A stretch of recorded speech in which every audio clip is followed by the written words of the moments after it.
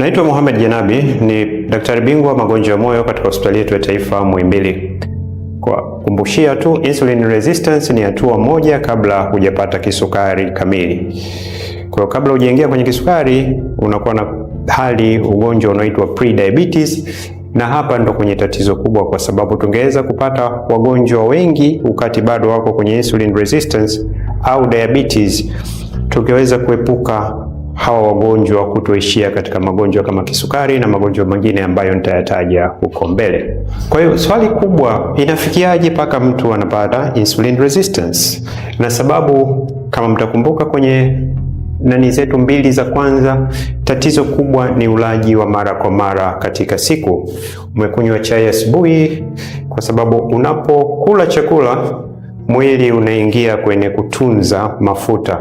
Pale unapokaa kipindi kirefu bila kula, ni kwamba mwili unachoma yale mafuta. Lakini sasa umeamka saa 1 asubuhi, umepata chai, saa 4 hapo umekula chakula tena hata kikiwa kidogo, mchana tena saa 6 umekula, kabla haijafika chakula cha jioni umekula. Kwa hiyo muda wote mwili unakuwa katika kutunza mafuta badala ya kuyatumia, kwa sababu kila saa unakuwa unasikia njaa, na unasikia njaa kwa sababu kama tulivyosema pale mwanzo, homoni ya insulin kazi yake ni moja tu, ni utunzaji wa chakula. Kwa sababu unapokula, kabla chakula hakijatumika kile umekula tena, kwa hiyo insulin inachofanya inachukua kile chakula, inakitunza. Na inakitunza namna gani? Inakitunza kwa watu kuwa na vitambi, inakitunza kwa watu kuwa na uzito ambao ni mkubwa. Na miili ya binadamu, najua baadhi ya wagonjwa wangu wananiuliza, chakula hicho ni kila mimi nanenepa, akila mtu mwingine chakula kile hanenepi. Kweli kabisa. Ukishaingia kwenye insulin resistance, maana yake ni kwamba una insulini nyingi, kwa sababu unakula mara kwa mara, ndio maana inatunza. Huyu mwingine hana tatizo la insulin resistance. Kuna chembe au cells zinaitwa brown fatty cells. Hizi kazi yake ni kusaga chakula. Kwa ninalojaribu kusema hapa, usiseme kwamba mwenzangu, mbona mimi nakula kidogo sana, huyu anakula kingi, huyu mimi nanenepa, yeye hanenepi. Kwa sababu ukiingia katika insulin resistance, chance yako kubwa ya kunenepa inaongezeka kulinganisha na yule mtu mwingine. Kwa hiyo it goes again, it's not one size fits all. Na tunatoa wapi sasa hizi insulin resistance? Hapo katikati katika maendeleo, kama watu wote tunakumbuka historia ya binadamu, tulianza kule mwanzo kabisa miaka milioni 2 iliyopita, milioni 2 na nusu, watu walikuwa wanawinda tu, wanakula nyama tu, kitu kimoja. Sasa hata tukikumbuka kipindi kile, hamna mtu alikuwa anakwenda kuwinda saa 12 asubuhi, anakuja wanakula kidogo, alafu anawinda tena saa 4, anakuja kula kidogo, anakuja kuwinda tena jioni. Hapana, kwa sababu na yeye angewindwa na wanyama wengine kama simba. Watu walikuwa wanawinda mara moja, wanakula, kwa kulikuwa hamna tatizo. Na swala sio kwamba walikuwa wanakula nini, swala kubwa ni kwamba nini ambacho walikuwa hawali. Huu ndio ulaji wetu wa sasa hivi, ni kila unachokigusa ni sukari tu. Tukatoka kwenye ile era, tukaingia era ya pili ambayo ilikuwa ni kilimo, kwa sababu watu waliongezeka. Again, kipindi kile kwa kukawa na nyama na kukawa na mimea. Lakini swali ni lile, nini ambacho walikuwa hawali? Wagonjwa wangu wananiambia, mbona kipindi cha Bwana Yesu walikuwa wanakula mikate? Ni kweli, walikuwa wanakula mikate. Lakini mikate ile ilikuwa ya namna gani? Viwanda vya kusagia vimeanza 1840, still milling. Hicho kipindi wagonjwa wangu wanachoniuliza, kulikuwa hamna mashine za kusaga. Kwa sababu ukisha saga, umerefine ule unga, unageuka sio ule unga wa kipindi kile. Kwa hiyo hao wenzetu wanauliza, mbona kipindi cha kilimo kulikuwa? Yes, walikuwa wanakula vitu natural. Unakula muogo, unakula indi, unakula viazi, uli unga uliosagwa. Na tatizo kubwa katika yote hayo lilianza hiyo miaka ninayoisema, mwaka 1840 ndio viwanda vilipoanza kuingia duniani na kuanza kusaga na kuprocess vyakula. Sasa pale ndo sukari na yenyewe ikapanda, tukaanza kubadilisha na sisi diet, na ndio maana unaona kipindi kile ukikuta watu kama Wamasai kwa mfano, mlo wao ulikuwa ni nyama na maziwa, walikuwa hawaugui. Kwa hiyo nini, sio kwamba nini walichokuwa nakula, lakini nini walikuwa hawali. Nini tulichofanya? Tukawaleta Wamasai Dar es Salaam, tukawaambia waanze kulinda majumba yetu. Atapata wapi nyama ya kwenda kuwinda na nini? Kwa hiyo wakaanza kula vyakula gani? Wakaanza kula vyakula vyetu pamoja na chips. Sasa leo maodini kwetu na Wamasai nao unakuta wanaumwa magonjwa ambayo kwa kipindi cha nyuma walikuwa hawana. Ni nini ambacho tunashauriwa kuepuka? Ni vitu vyenye refined flour, vitu vyenye sukari na vitu vilivyokuwa process. Kwa sababu mwili wetu, labda nitoe maelezo.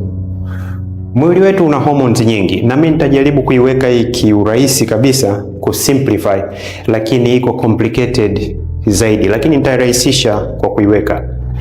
Kwa hiyo una hormones zinazoitwa anabolic hormones na una hormones zinazoitwa catabolic hormones. Sasa hormones gani ni anabolic? Kuna insulin, kuna hormone inaitwa growth hormones, kuna hormones zinaitwa sex hormones kama vile testosterone, estrogen ambazo zinatudrive sisi kufanya tendo la ndoa. Na una hormones zinazoitwa catabolic, thyroid hormones, steroid hormones na glucagon. Sasa kukiwa na balance ya hizi hormone, hamna tatizo kabisa. Afya yako inakuwa njema. Nini kinachotokea hormones zinapokuwa kunakuwa na imbalance? Sasa kwamba insulin ikiongezeka kwa sababu ya insulin resistance, kwa sababu kila unapoingiza chakula kongosho lazima litoe insulin.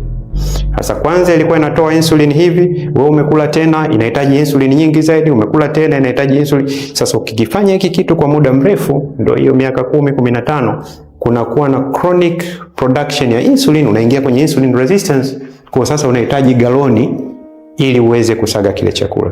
Na hapa ndio inapotokea kidogo mchanganyiko, kwa sababu insulin ikiwa nyingi, wewe ukienda hospitali ukipimwa sukari, kwa sababu una insulin nyingi, sisi tunapotizama glucose pale inatupoteza kidogo, kwa sababu unachokiona pale ni glucose, wakati ndani insulin iko nyingi.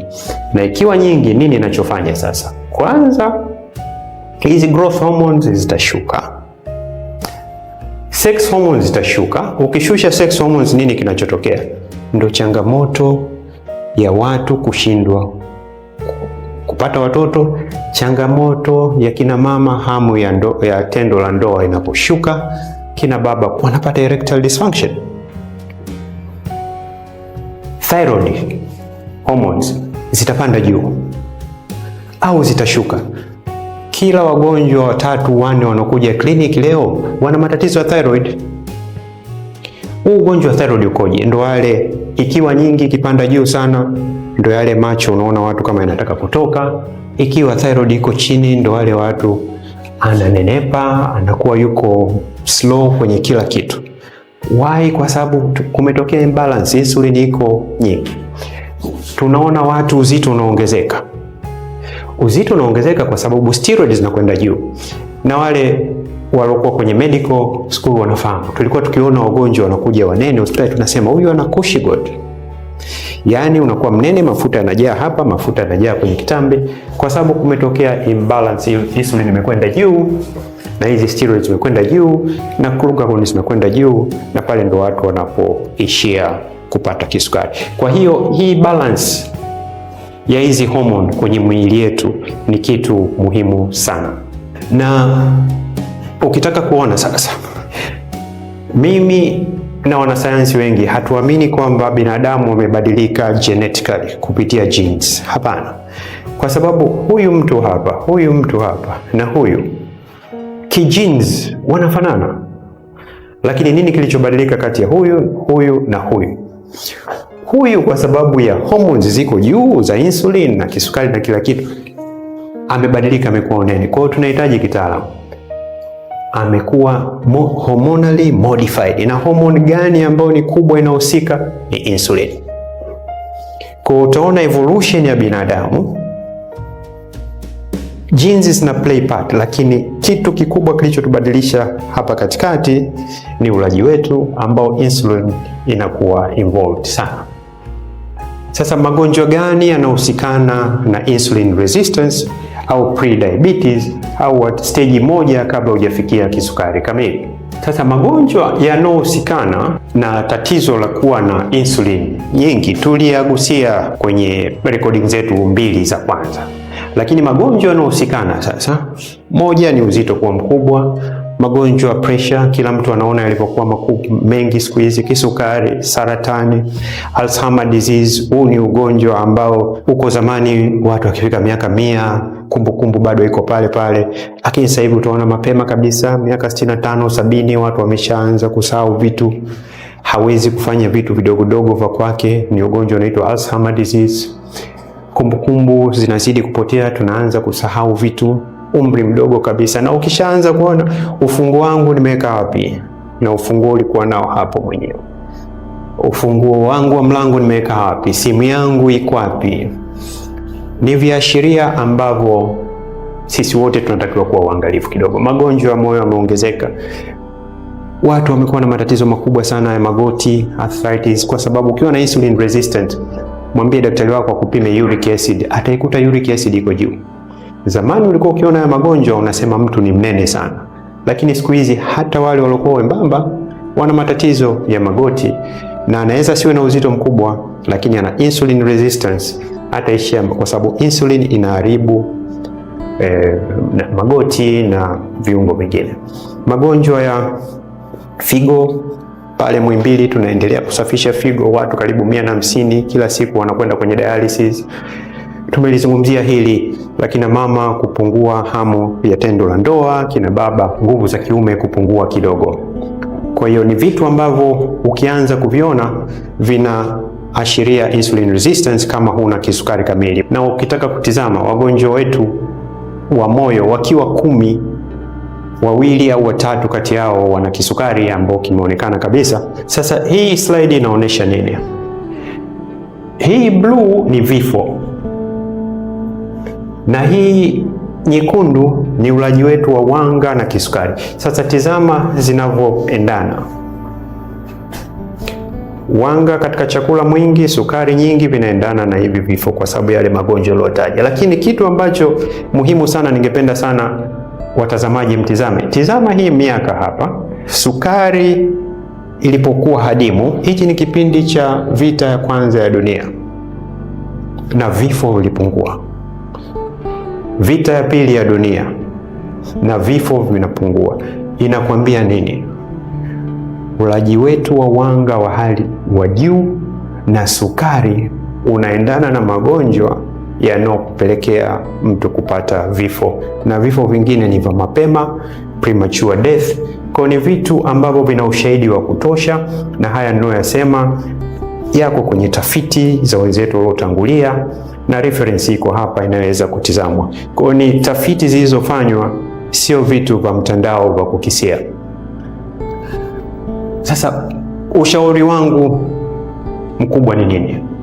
Kwanza, kupunguza ulaji wa mara kwa mara, na tupunguze wanga na sukari, kwa sababu tatizo kubwa ni hivi vyakula vya aina mbili. Na ninaposemea sukari, sio lazima tu ile sukari tunaweka kwenye chai. Vitu vyote ambavyo ni vitamu, maana yake vina sukari ndani yake.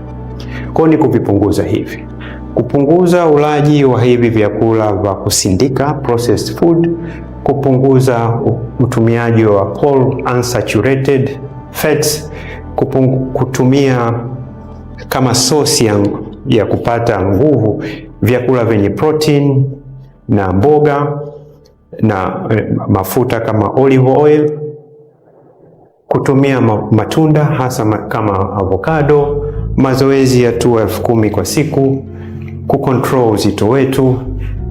Narudia tena, kuacha kula mara nyingi, mara 5, 6 na ninapozungumzia kula, hata hivi vitu vidogodogo hapo katikati, lakini kubwa katika yote ni intermittent fasting, kufunga.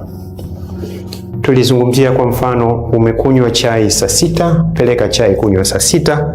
Haina madhara kiafya kutokunywa chai asubuhi. Ukinywa chai saa 6, ukija kula chakula cha jioni saa 2 ya usiku, maana yake ni kwamba umefunga masaa 16, umekula masaa 8. Kwa hivyo kama tulivyopeleza kwenye zile nani zetu mbili za kwanza, vitasaidia kuondoa hiyo insulin resistance. Na uzuri wa hichi ninacho kishauri hapa, hamna hata kimoja ambacho unatakiwa kutumia hela. Kiuhasa kitakufanya ubane matumizi. Hamna kidonge nilichokizungumzia hapa, hamna sindano nilizozungumzia hapa. Mwisho kabisa, nafikiri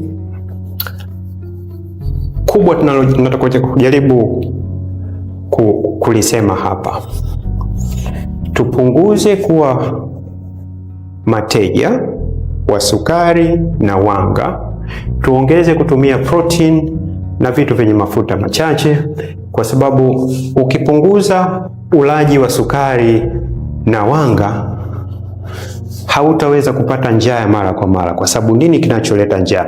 Moja kikubwa ni insulin, kwa sababu ukiingiza chakula chenyewe kikienda kukichukua, ina maana lazima ule tena. Kwa hiyo unakuwa huna tofauti sana na watu wanaotumia madawa ya kulevya. Nafikiri wengi wenu mmeshawaona pale anapohitaji dawa ya kulevya ni kwamba atafanya kitu chochote lazima aipate, anakuwa kwenye arosto. Sasa na wewe usije ukawa kwenye arosto ya sukari na wanga, unaanza kutetemeka. Kwa ukisha kula chakula kidogo chochote kile, umekula korosho, umekula kitu gani, unajisikia vizuri kwa sababu ulikuwa kwenye arosto. Ndio huko najaribu kutaka kuwashauri, kuwatoa kwenye hilo. Tizama ipi na kufaa, tizama una changamoto gani. Na hapa hatukuweza kueleza kila kitu. Kuna watu ambao ni wajawazito, kuna watu wana kisukari, hao ndio wanabidi kuonana na daktari wao.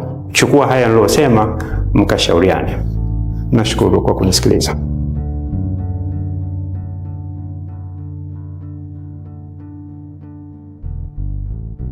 Ni muda wa kuchukua nafasi yako katika meza ya HW, tuwasilishe kwako mawazo yenye tija kwa maneno ya dhahabu, kukupa hamasa na kukujengea uwezo wa kufanya zaidi na kuwa zaidi.